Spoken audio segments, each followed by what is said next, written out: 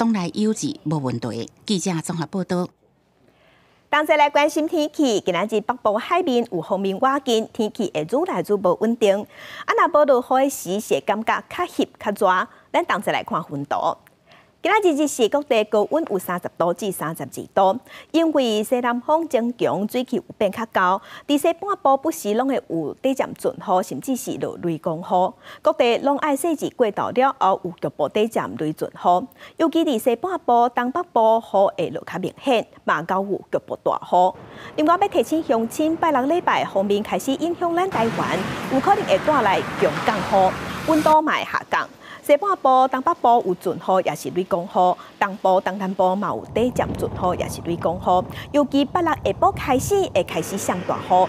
另外，目前伫海南岛东南边海面上，即马有一个热带扰动，昨昏已经增强变做热带性的低气压，未来嘛无排除会变做风台。若变风台，就是今年第2号风台。因为最近黄霜雨季，各地头天